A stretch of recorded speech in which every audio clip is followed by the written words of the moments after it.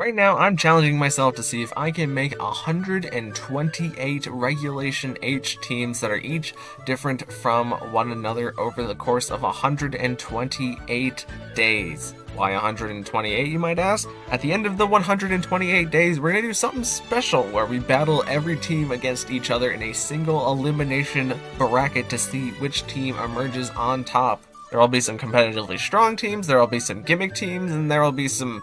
probably a good number of goofs and gaffs in there, so if you want to follow through to the end, subscribe so that you can keep up with each day. But without further ado, let's move on to day 110. Alright everybody, welcome back to another video, and in today's video we have another round of the Gravity team. Now before we had a Gravity team that was very hyper offense focused on just overpowering your opponent quickly with things like Mouse Hold Population Bomb and Hustle Flapple was in there. But this Gravity team is going to be more focused on Trick Room overpowering your opponents, because we can set up the Trick Room using our one Trick Room mon who's just Rapska, but then all of our slower Pokemon can act faster in the Trick Room because they're all on the slower side, and because we're not investing EVs in being fast, we can invest them in being defensive and hitting hard. So starting off here, we have a Swilus, the pre-evolved form of Hydreigon, and not a lot of people will consider this, but obviously Swilus doesn't have Levitate as its ability.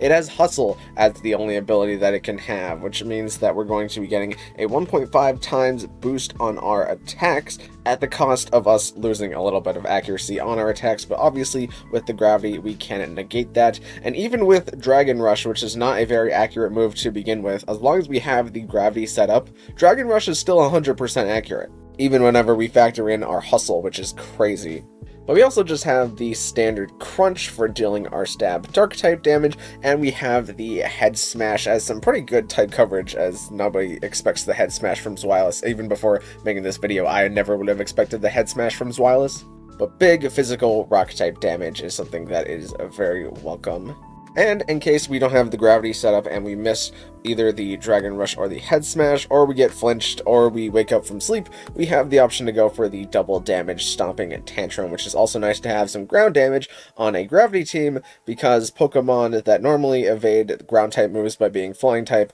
or having the Levitate ability cannot avoid ground type moves whenever Gravity is up. And on Swilus, of course, since we're not a fully evolved Pokemon, we have the EVLA item, and we're Terra Ghost because Ghost gives us some nice resistances and gets rid of things that we were previously weak to, and it also allows us to dodge the Fake Out, which is pretty important. Up next, we have Rabska, who is going to be our Trick Room user, but it's also going to be applying our Gravity. Because it's you and I applying gravity. Wait, hold on. I just came up with a genius idea. Wait, if I made Swilus the shiny one, then it's green, just like the person from the movie. It's black and green, just like the Wicked Witch of the West. Wait, that's totally gonna be what this video is centered around now. I need to go record the 110 thing. Okay, I just re-recorded the starting bit, and as far as you know, that was always the starting bit, so I'd like to keep it that way. But also on our Rabska, we have the option for the Struggle Bug in order to try and lower the opposing Pokemon's special attacks to make our tanky Pokemon even tankier. And we also have the Synchronize on Rabska, which is kind of nice for maybe throwing back a Paralysis or a Burn or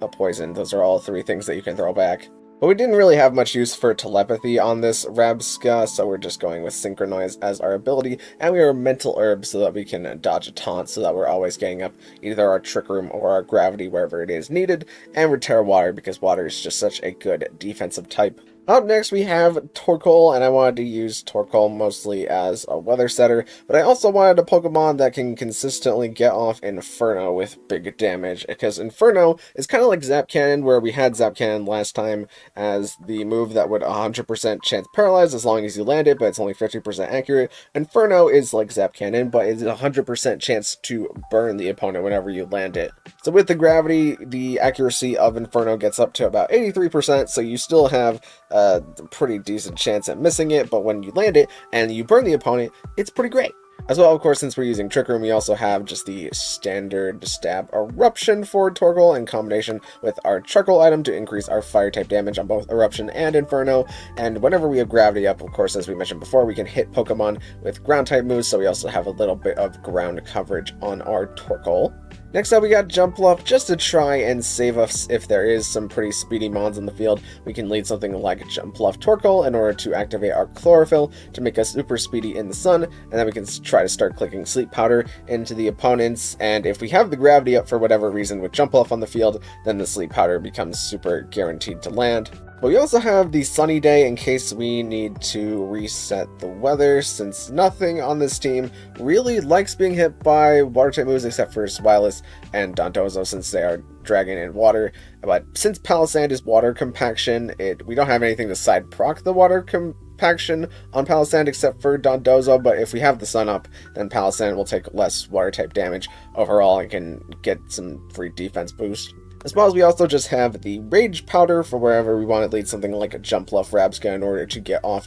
the Trick Room and just have Jumpluff die off after resurrecting an important attack. We can do that with Jumpluff. And we are Covert Cloak on Jumpluff mostly so that we're avoiding the Fake Out, but all secondary effects in general are very important to dodge. And we're Terra Water just because water makes it so that we resist fire and ice that we were previously weak to. Next up, we got Palisand, and I decided to pick Palisand because it is a second gravity user, and it's also a fairly slow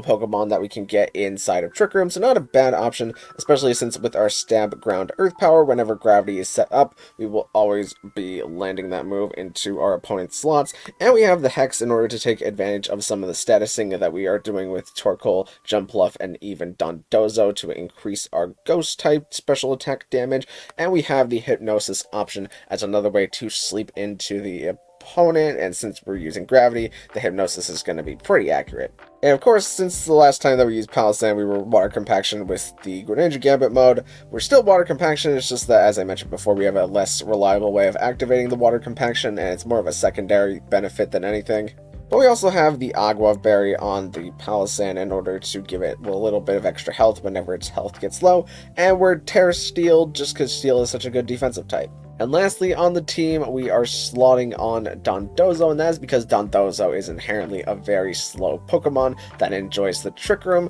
but also it gives us some water damage in our Wave Crash that, even though we're a Sun team, we can try to mitigate using the Sun for as long as possible, so Dondozo can get in some Wave Crash damage, but we can also just use the support move in Yawn in order to try and stall the opponent to put them to sleep. And we have the Fissure, since Fissure does not gain accuracy whenever the gravity is up. It does, however, gain the ability to hit everything on the field, since as we've mentioned multiple times now, ground-type moves can hit every single thing on the field whenever gravity's up. Dondozo also has the Leftovers for its longevity and has the Terra Grass for avoiding powder moves, but also Grass is a nice defensive type when we were previously Water. And we are unaware on the Dondozo, just so we are unaware of the opponent's stat changes if it were to make any stat changes. But yeah, that's the basic gist of the team. Let's get into some battles. First up, we've got an opposing Dondozo team, but they also have the ability to physical stack, probably with their Annihilate coaching,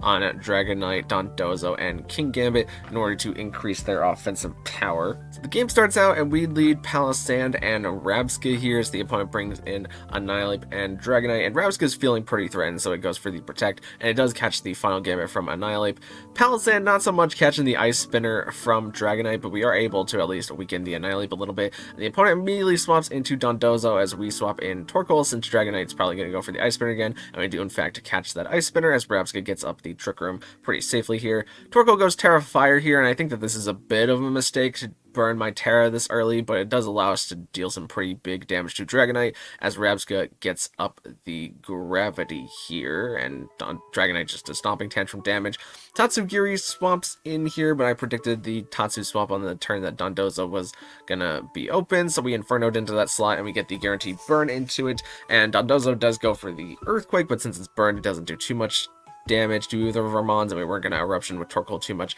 anyways. Rabsca is going to return to the field here as Dondozo takes the Protect Stall turn, and we're trying to get the Fissure into Dondozo. Dondozo, and Rabska is just going to protect on this turn, but Dondozo is actually going to land the Fissure, so Rabska really did not need to protect on this turn and could have gotten off Struggle Bug into Tatsugiri. Dragonite just decides to go Terra Flying here as Tatsugiri tries to go for the taunt, and they double into Rabska to make sure the Trick Room doesn't go up again. We spam the Yawn into Tatsugiri, and in order to keep Tatsugiri from not falling asleep, they swap into Annihilape, and we swap in Palisand. Palisand, unfortunately, does not take the Terra Blast, but we keep spamming out the Yawns just so that something falls asleep eventually. Tatsugiri swaps in for Dragonite, and Dragonite returns to the field after the U-turn, but we just keep spamming the Yawns because something's got to fall asleep, and thankfully we got off the Trick Room that turn. And now we have Gravity so that everything on the field can be fissured. They Terra Blast Rabska away, but Dragonite falls asleep here, which allows us to return Torkoal to the field.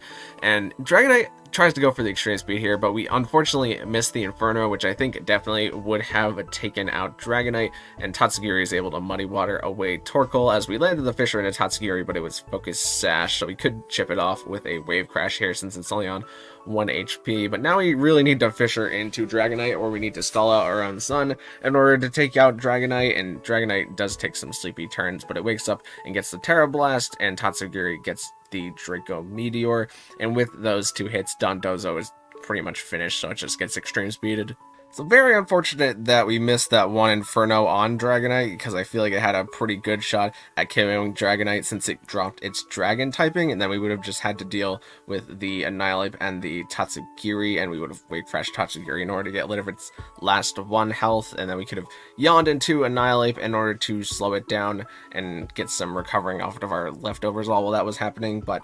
that's just how it goes when you use inaccurate moves sometimes. Here we've got a Fire Water Grass Volcarona team, but they also have the ability to exert a lot of pressure with their Goldango, and they have the Clefable for redirection. So we start the game with Jumpluff and Torkoal here, looking to outspeed things with our Jumpluff, because nothing on this team can afford to outspeed it at all. They fake out in Torkoal here, and we miss the Sleep Powder into Volcarona, but Volcarona just goes for the Quiver Dance here, hoping to reduce its special damage that it would take. And we go for the Sleep Powder again, but Jumpluff unfortunately misses it again, which is, would have been really nice to have Gravity here. They land the Heat Wave, but they miss Torkoal, which is kind of nice. At least Torkoal would have resisted it, but probably still would have taken a good amount of damage in Sun. We get off the Eruption here, and it brings Clefable down to eating its Citrus Berry and does some damage to Volcarona. But now we're forced to bring in Rabska, and we Terra Water Rabska so that we at least resist the Heat Wave from the Volcarona, and Torkoal is going to protect.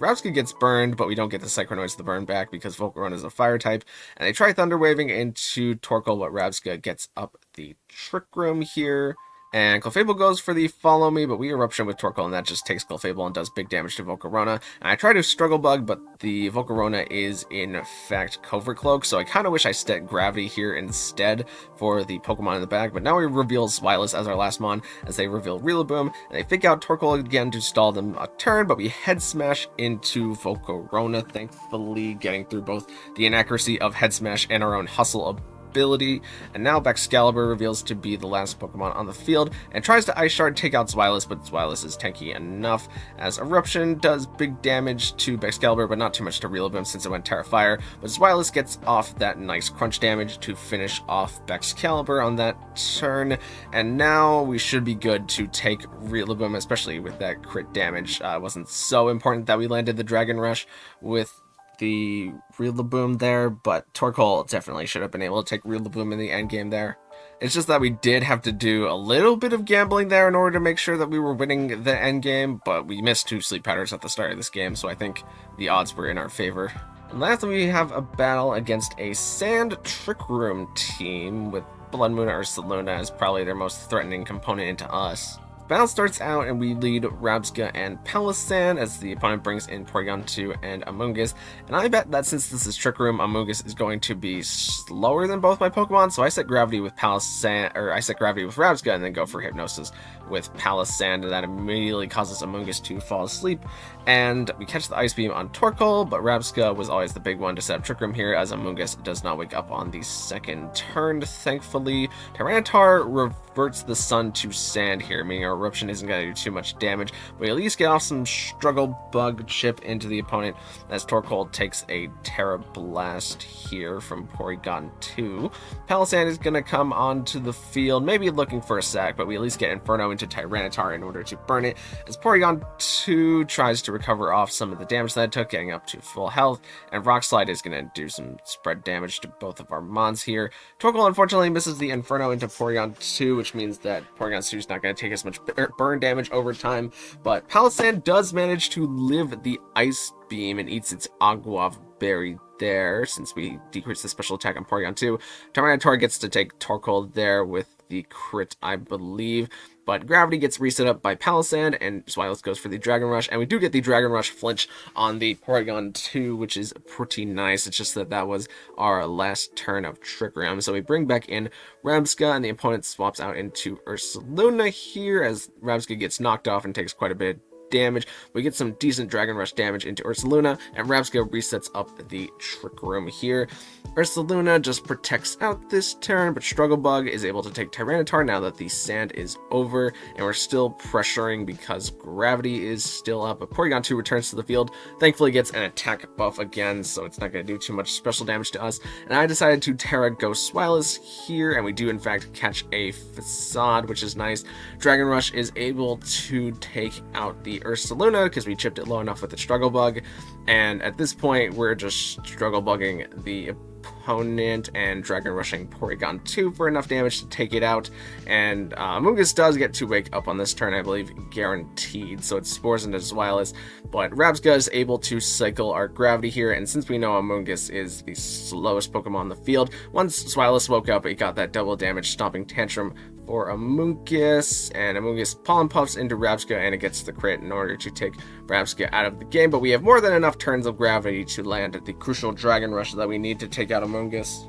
So yeah, that was the Applying Gravity team, as it's always been named ever since the start of this video. And I am still a fan of Gravity, it's just way more clunky to trying to use Gravity when it's not Prankster Sableye setting up your Gravity. Because with Rabsca, it's dependent on, like, not getting faked out, and with Palisand, it's dependent on not getting taunted, as they both can, like, cover for each other in those regards with the Mental Herb and the Ghost typing. But if you're trying to use inaccurate moves outside of Gravity, you're gonna be in a pretty rough spot, so you really gotta know your lines for when to set up your Gravity. But thank you guys so much for watching. If you liked it, maybe consider leaving a like on the video, and even consider subscribing, because both of those things would help me out an absolute ton, and I will see you in the next one.